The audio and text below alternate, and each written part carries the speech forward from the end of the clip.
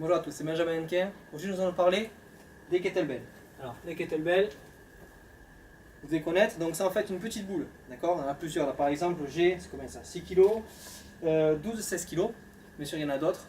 Moi personnellement c'est ce que je pratique, donc il y a, malheureusement c'est vrai qu'on a le cliché, mais pour les femmes en général on va voir sur le 6, sur le 12 kg, et pour les hommes on passe sur le 16 kg. Bon, il y en a d'autres, bien évidemment que les personnes que j'entraîne qui sont déjà aux 16 kg voire plus, mais là ce ne sera pas le cas pour cette vidéo, puisqu'on va surtout toucher les personnes. Je vous invite tout de suite à voir l'article en dessous de la vidéo, un article sur les kettlebells qui fait plus de 600-700 j'aime déjà, donc ça commence à bien avancer, et encore c'est que le début, donc je vous invite vraiment à aller voir cet article qui est en dessous de la vidéo que j'ai fait pour le site Régime Maigri.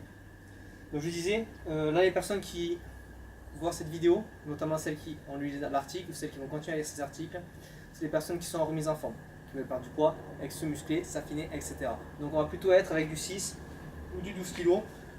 Le 16 kg peut-être, mais franchement je préfère travailler plutôt avec du 6 ou du 12. Même moi des fois je travaille avec du 6, notamment pour montrer les techniques, ça va être beaucoup plus simple.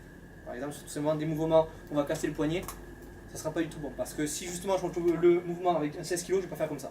C'est clair et net. Je vais faire beaucoup plus attention, mais la personne ne pourra pas le sentir et le vivre. Donc si vous commencez à travailler comme ça, là vous voyez par exemple vous faites mal. C'est pas bon là, on se fait mal.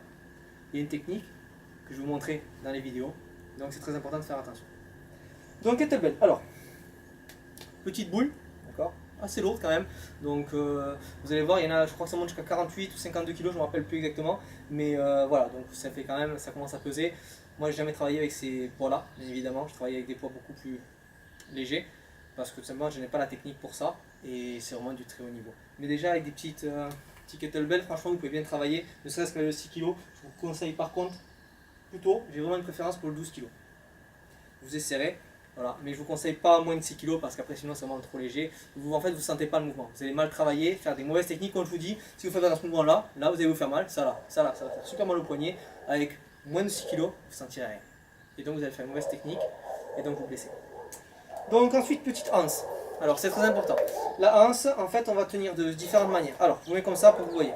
Donc bien sûr il y a des mouvements, on va mettre la main dessous. On va travailler notamment, on va pouvoir travailler sur des mouvements en tenant la boule. Mais moi j'aime pas trop. Je préfère avec des saisies. Alors au niveau des saisies, je vais mettre dans ce sens là pour que vous voyez. En fait le pouce, il faut toujours qu'il tienne. D'accord? Parce que si vous êtes, je vais mettre comme ça, vous voyez, si vous êtes juste comme ça, avec le pouce en fait qui va être là, quand vous allez avoir la barre qui va passer ainsi, vous allez faire tomber le kettlebell. Ce qui est très mauvais forcément, vous allez vous faire très mal. Toujours avoir le pouce, ce qui veut dire qu'en fait dès que vous faites des mouvements, là ce mouvement mais si on ne le fait pas, mais c'est que vous compreniez, je suis toujours en fait fermé. Là on a toujours, je ne sais pas si vous voyez bien d'ici, mais je suis toujours vraiment, je verrouille en fait toujours. Le but c'est comme ça, si vous passez sur des mouvements, quoi que vous fassiez comme mouvement, voilà, que ce soit un balancement, que vous soyez sur des mouvements différents, etc. Chaque fois vous êtes toujours en fait, vous le tenez bien. Vous êtes vraiment sur une pression, une saisie. Vous allez bien sûr travailler les avant-bras et tout le corps, bien évidemment. Que dire d'autre? Voilà ça au niveau des saisies. Oui, alors vous allez voir deux types de mouvements. Premier type de mouvement, ça va être les mouvements qui vont être spécifiques au kettlebell. Deuxième type de mouvement, c'est le mouvement basique que vous connaissez dans la musculation en général et que vous allez travailler avec kettlebell. Un exemple basique, le curl. Le curl, vous savez, c'est quand vous avez l'haltère, vous faites ça. D'accord? Ça va vous cibler biceps.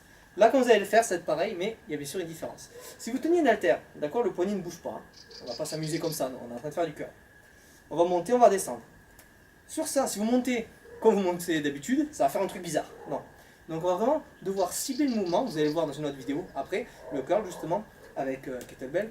Vous allez cibler vraiment le mouvement parce que le kettlebell va bouger. Forcément, il pèse. D'accord? Donc le but, c'est vraiment d'avoir une pression, une saisie, justement, qui va être très forte pour travailler l'avant-bras et surtout maintenir ce kettlebell. Donc ça, j'ai dit mouvement spécifique et mouvement musculation habituel. Développé couché par exemple. Faire un développé couché avec ça, bien sûr. Vous allez le tenir de deux manières différentes. Donc imaginons que là je suis allongé sur le sol, bien sûr, pour faire le développé couché, d'accord, habituel. Alors bien évidemment vous n'allez pas le tenir comme ça, parce qu'il va tomber, puisque d'accord, vous êtes allongé. Donc en fait, vous allez le tenir soit dans cette position-là, puisque vous allez pousser comme ça, soit, hop là, dans cette position-là. Ce que j'aime beaucoup moins, pour la simple raison qu'on le tient moins. Et je vous assure que le kettlebell c'est pas vraiment épuisant. Donc je préfère vraiment qu'on ait une vraie saisie. Pareil, pour continuer au niveau de la saisie, et on terminera sur ça. Lorsque je tiens, je les ai dit bien entourés, pour qu'il y ait une vraie pression. Mais vous n'êtes pas obligé de le tenir que comme ça. On peut le tenir pour faire par exemple, pour vraiment cibler, on va faire du marteau. On peut tenir à deux mains, comme ceci. Bon, lui il est un peu petit. Sur le 12 kg, ça sera un petit peu mieux. Vous verrez tout à l'heure dans les vidéos. Mais là, on peut le tenir donc, comme ceci, pardon.